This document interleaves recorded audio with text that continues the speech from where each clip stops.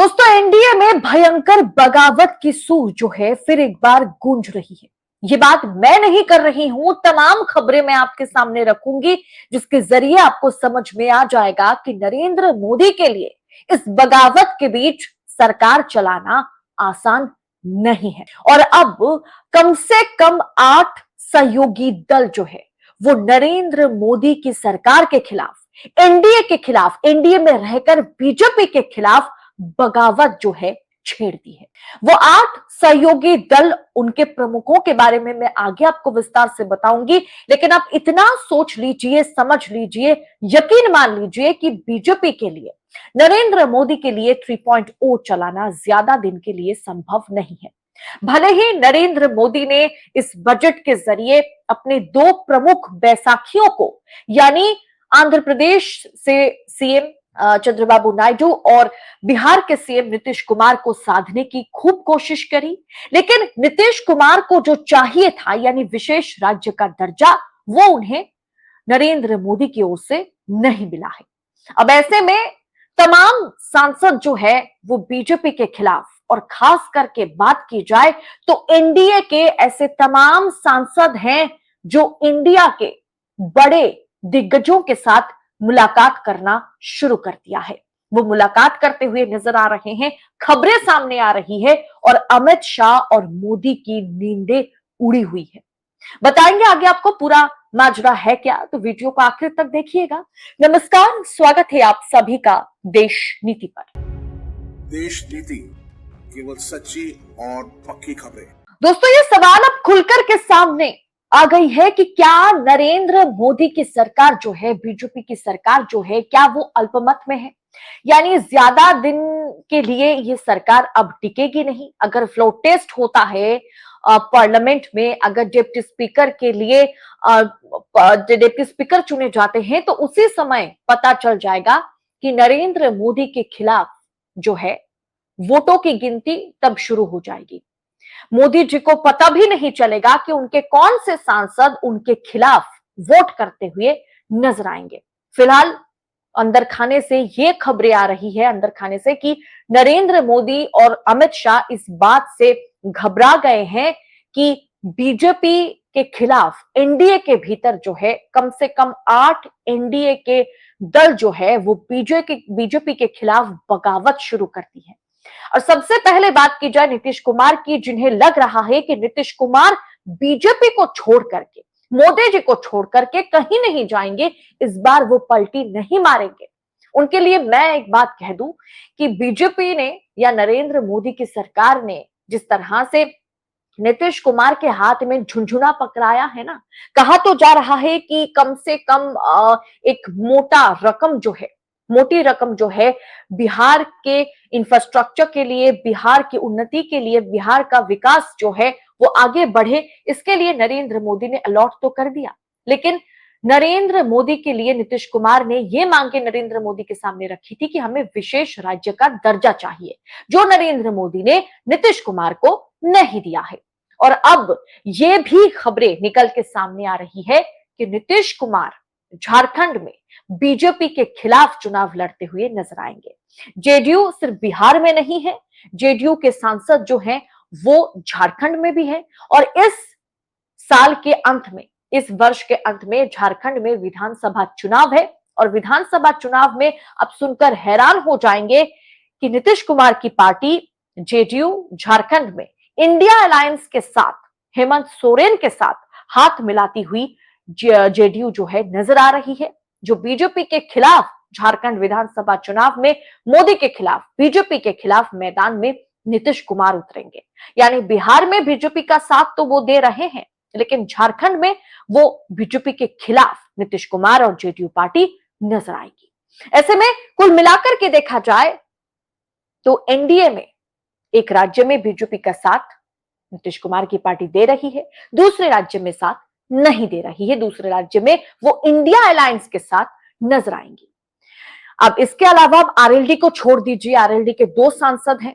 RLD खुद जो है बीजेपी के खिलाफ, बीजेपी सरकार के खिलाफ जो है आवाज बुलंद करती हुई आरएलडी नजर आ रही है।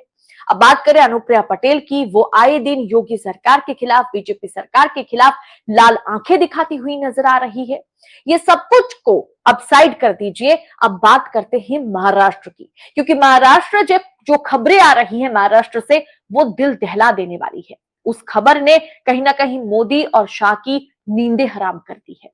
सबसे पहला खबर जो है आपकी स्क्रीन पर आप देखिए, खबर है महाराष्ट्र पॉलिटिक्स, सीएम एकनाथ शिंदे से मिले शरद पवार, दोनों नेताओं के बीच इन मुद्दों पर हुई चर्चा, कई मुद्दों पर चर्चा हुई। सामने महाराष्ट्र विधानसभा चुनाव है और उससे पहले सेमीफाइनल में यानी लोकसभा चुनाव में जिस तरह से महाराष्ट्र में करारी हार बीजेपी को करारी हार का सामना करना पड़ा है, उसे देखते हुए जिस तरह से एकनाथ शिंदे, जिस तरह से अजित पवार की गुट का सुपड़ा साफ हो गया है लोकसभा चुनाव में, उसे देखते हुए माना जा रहा है कि इस बार विधानसभा चुनाव में महाराष्ट्र में बीजेपी और साथ ही साथ एकनाथ शिंदे, अजित पवार की जो गुट है वो साथ मिलकर चुनाव नहीं लड़ेंगे। और इस बीच एकनाथ शिंदे जो है वो सीधा शरद पवार से मिलने पहुंचे, और कब मिलने पहुंचे ये आप जान लीजिए। स्क्रीन पर देखिए, हिंदुस्तान की ये रिपोर्ट है। अमित शाह बोले कि शरद पवार है बड़े सरगना, अगले ही दिन मिलने पहुंचे एकनाथ शिंदे। यानी अमित शाह को यह भनक लग गई है कि महाराष्ट्र की पॉलिटिक्स में उथल पुथल मची हुई है। महाराष्ट्र की पॉलिटिक्स में ना तो अजित पवार उनके साथ हैं और ना ही एकनाथ शिंदे इस बार उनके साथ चुनाव लड़ना चाहते हैं। ऐसे में अमित शाह ने एक दांव चला, उन्होंने कहा कि ये जो शरद पवार है वो है सबसे बड़े सरगना, वो जो है कहीं ना कहीं देश के खिलाफ जो है तमाम पार्टियों को एकजुट करने की कोशिश कर रहे हैं। जैसे ही अमित शाह ने ये बयान दिया, वैसे ही अजित पवार की गुट के तमाम विधायक, तमाम दिग्गज नेता जो है वो अमित शाह के इस बयान के खिलाफ या अमित शाह के इस बयान को जो है खंडन करते हुए वो नजर आए। उनका कहना है कि कुछ समय पहले ही शरद पवार को 2017 में बीजेपी ने खुद पद्म भूषण दिया था, और अब चल के इस तरह से शरद पवार पर ओछी टिप्पणी करना, शरद पवार को इस तरह से टारगेट करना, ये अजित पवार के गुट के विधायक, दिग्गज नेता पसंद नहीं कर रहे हैं। उन्होंने उल्टा अमित शाह को ही अल्टीमेटम दे दिया कि देखिए जनाब, शरद पवार के खिलाफ एक भी उल्टी सीधी बातें, एक भी शब्द हम बर्दाश्त नहीं करेंगे। सोचिए, कुछ समय पहले छगन भुजबल जो है वो शरद पवार से मुलाकात करे, वो छगन भुजबल जो है वो शरद पवार से मिलने पहुंचे थे। अब दोस्तों याद रखने की जरूरत है कि महज कुछ समय पहले छगन भुजबल जो है वो खुद शरद पवार से मिलने पहुंचे, दोनों के बीच 1 घंटे तक बातचीत हुई थी, और वो चुनाव को लेकर के बातें हुई थी, पार्टी संगठन को लेकर के बातें हुई थी, ये बात भी सामने आ गई थी। और इस बीच अमित शाह ने जैसे ही शरद पवार को टारगेट किया, वैसे ही अजित पवार की गुट यानी नई शिवसेना के तमाम बड़े नेता, दिग्गज नेता जो है अमित शाह के खिलाफ चले गए। और उल्टा कुछ समय पहले अजित पवार भी अपने चाचा से मुलाकात किए, उन्होंने शरद पवार से मुलाकात की, और कहीं ना कहीं ये माना जा रहा था कि फिर से अजित पवार जो है वो पुरानी शिवसेना में उनका विलय हो जाएगा। फिलहाल अजित पवार के पास 42 विधायक है और सामने महाराष्ट्र चुनाव है 3 महीने के भीतर। यानी कुल मिलाकर के देखा जाए तो एक तरफ एकनाथ शिंदे शरद पवार से मुलाकात करते हुए नजर आ रहे हैं, अजित पवार शरद पवार से मुलाकात कर चुके हैं, अजित पवार गुट के दिग्गज नेता छगन भुजबल शरद पवार से मुलाकात कर चुके हैं। तो दोस्तों कुछ मीडिया हाउस, बड़े मीडिया हाउस, गोदी मीडिया ये दिखाने की कोशिश करता हुआ नजर आ रहा है कि शरद पवार जो है वो एनडीए में शामिल हो सकते हैं। लेकिन अगर वो एनडीए में शामिल हो सकते हैं तो जब अमित शाह ने शरद पवार के खिलाफ बयानबाजी की 2 दिन पहले, तो किस तरह से जो बीजेपी के संपर्क में है, जो बीजेपी के साथी हैं, वो किस तरह से अमित शाह के खिलाफ चले गए, वो आपको मैंने बताया।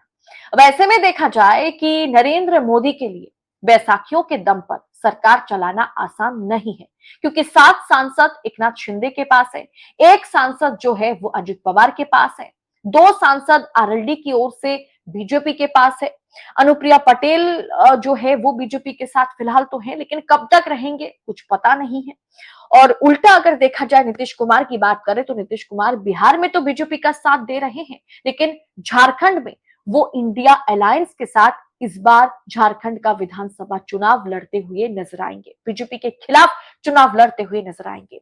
यानी एनडीए जो है वो मजबूत, ताकतवर अब नहीं रहा। एनडीए गठबंधन वो पूरी तरह से टूटता हुआ नजर आ रहा है और उतना ही विपक्ष, उतना ही ऑपोजिशन पार्टीज, उतना ही इंडिया अलायंस मजबूत होती चली जा रही है। यानी कुल मिलाकर के देखा जाए तो मोदी शाह की नींदें खराब करने वाली खबरें आए दिन सामने आ रही है और ये एनडीए गठबंधन की सरकार कब तक टिकेगी, कब तक मोदी जी अपना कुर्सी बचा सकेंगे, ये किसी को भी पता नहीं है। और तमाम घटक दल जो है, एनडीए के घटक दल बीजेपी से नाराज चल रहे हैं।